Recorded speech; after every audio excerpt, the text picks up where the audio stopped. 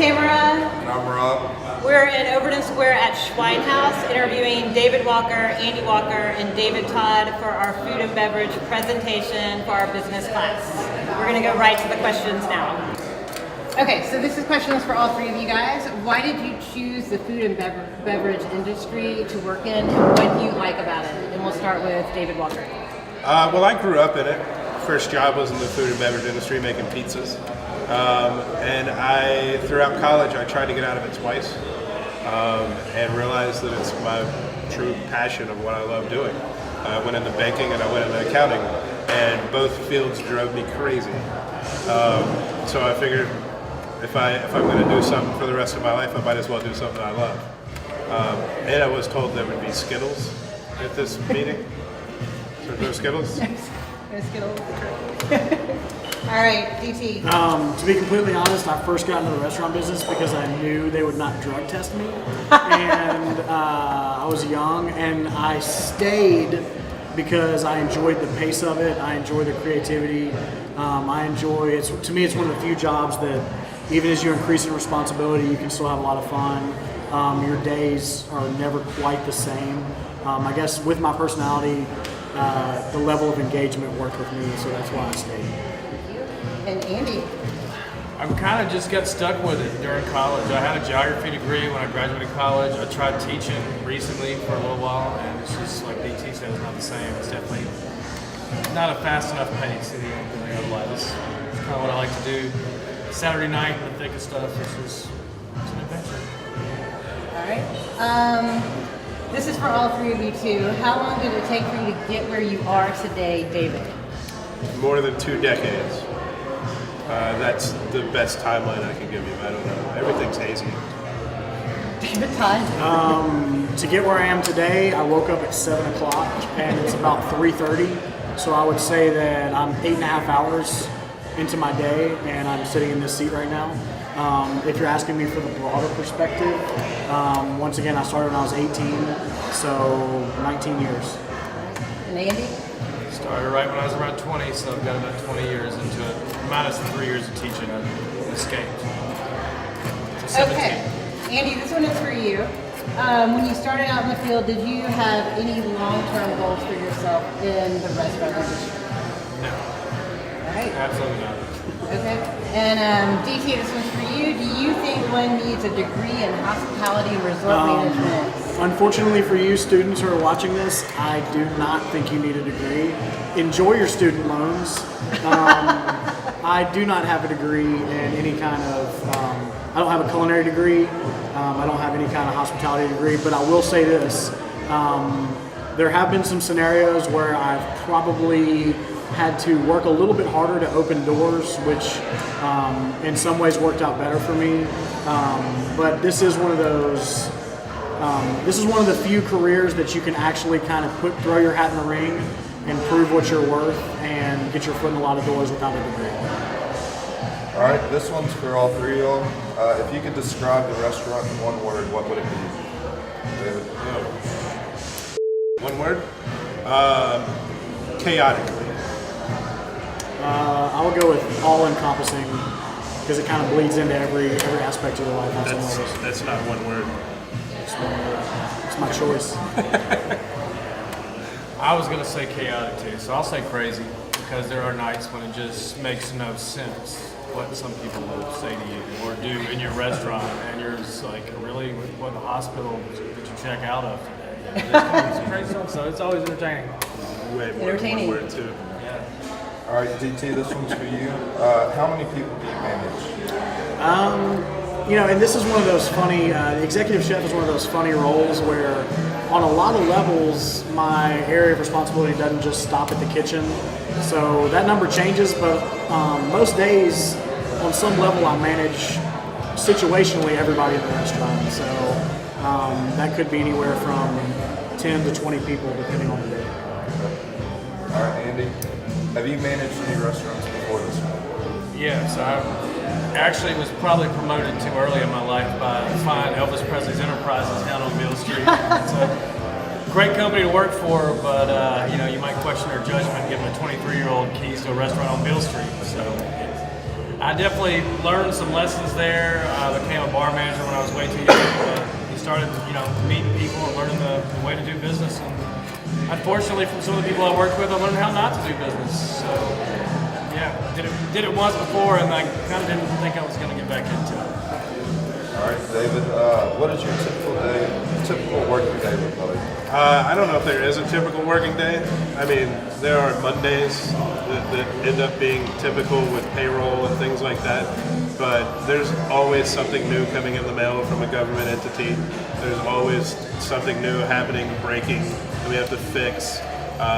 Always looking into advertising and marketing and taking care of quality products here. And so I don't know if there is an actual typical day. I think if you really are serious about this business, you got to be really flexible. We call it fluid, kind of flow like water, All right, like Andy, Skittles that we don't have. what is your favorite part of the job and what is the biggest challenge?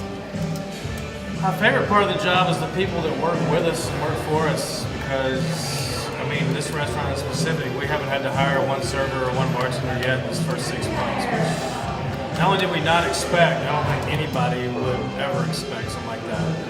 The hardest part of the job is figuring out where to get German beers from. There's only 2 distributors in town, and one of them that had all the German beers doesn't really want to work with anybody. They just want to sell you what they got in their warehouse. So it's always a fun deal trying to track down our fun reps, drivers, fill up the cooler full of beer and make the customers happy. And you always hear, like I hear today, like, oh, they're out of this, they're out of this. And I'm always want to just go over. You can't, but you always want to go over and go, no, we're not out of it. They're out of it. Like, we would order it, it's obviously the order's in, we just can't get it a lot of times.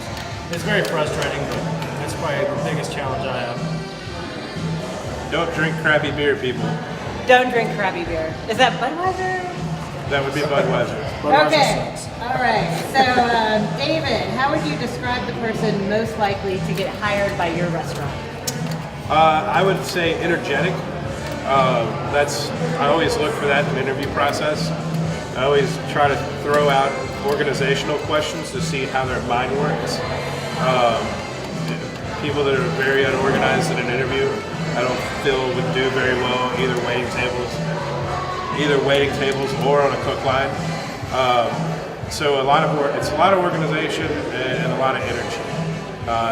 If someone's a little too quiet, then that's a big no-no in the front of the house. I kind of look at that as kind of a positive in the back of the house. And if they love Skittles. If they rap, does that help? Rap like hip-hop? Yes. I don't listen to hip-hop. Yes. But yes. All right, Andy. What is the smartest way for a college student to start one's career in the restaurant business? Just start. Basically, we've got a kid here, or a guy who had no restaurant experience, and what he does is he comes to work, asks questions, and works hard. Actually, we got 2 or 3 of those guys, and their future is whatever they want to be in the restaurant industry, because they work hard. It's really simple. Once you get the job, just take the job by the horns, as they say, and just do it. Just learn it the best you can and just try hard. Nobody's going to get mad at you for trying hard. Matter of fact, people really, I love it. Just see people try hard. All right. And DT, if you could do it all over again, would you make any changes, and what career path would you take if you hadn't taken this career path? I think obviously if you ask anybody that question, there's things that they would look back and do different in their life. I probably would have focused a little more early. Basically, let's say the first 10 years of my restaurant career, I was not career focused. I was just shift to shift focused. I just needed to pay my bills, needed to pay rent. So maybe sometimes when I look at it, I would like to have a little bit of that time back and be more focused as to what my career goals finally did become. If you're asking me what other career that I would choose, I have no idea. I don't know if there's anything that I enjoy more or that I'm more inclined to do. Something where I wouldn't have to sit at a desk. Maybe I would be a professional basketball player, because who would not want to play in the NBA? Those dudes make like hundreds of thousands of dollars for every game. Money's cool. And I'm going to answer a question that you asked for Andy a little bit. I truly think this is one, and this goes for culinary students that I've worked with, and maybe hospitality majors.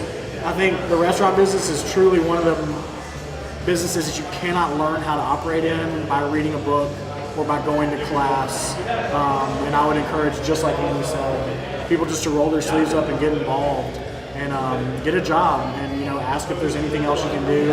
Ask if, worry about what, I'm not saying micromanage other people, but ask about other people's jobs that you work with. Right. Because this is truly one of those jobs. That's why I picked all-encompassing. Because there's no clear lines of this is my responsibility and that is not. It's, between the three of us and then also the other managers that work here, it's truly, we all do whatever it takes to get everything done day to day. And I feel like that's important. And one more question that's not on here, but you all have all three worked in all different parts of the restaurant business in so many different restaurants. So starting at the bottom, like as a busboy or a hostess, do you think that's a good idea? I mean, I do. I'm in the restaurant business too. Starting and moving their way up, you learn every aspect of the restaurant. I'll answer first if that's all right. I believe that's absolutely essential. I don't think that there's any way that you can be an efficient or an empathetic manager unless you've done everyone's job. Because how am I going to ask you to do something and I've never done it myself? Or how am I going to understand your frustrations or how your day is going if I've never done it myself? So looking back, I think it's absolutely crucial that I've worked in all aspects of the restaurant to be able to efficiently manage this thing. That, and if I could add to that, when you want to succeed in this business and you want to excel in the higher positions and get into like a GM role, like I don't think you can actually be in that role if you don't know how to do all of those positions. With myself, I started out as a busboy when I was 15 at TGI Fridays. Moved up to saute cook, and then steamrolled it through front of the house, hosting, waiting tables, bartending, all of that. And I think if you haven't done all of the roles, then you don't know really what it takes to fill that position. And I always like to tell my managers, managers that are maybe in the game a little too long, I always tell them if you forget what it's like to be that hourly employee, then you've lost your employee already. Do you have anything to add, Amy? Just back to real life, the two gentlemen I was talking about who didn't know anything about the restaurant industry. One of them started as our busser, one of them started as a host, and now we're talking server at SA and possibly bartender, one day, or maybe one day in the management. I mean, as long as you try hard and learn your job, it's, the world's open, I guess. Well, a restaurant is open. The world may not be. One of them has some sweet lederhosen too. Thank you guys so much. Thank you. I wish we had big leaders. We could go prost. Well, we can fix that. Thank you. Thank you. Sweet.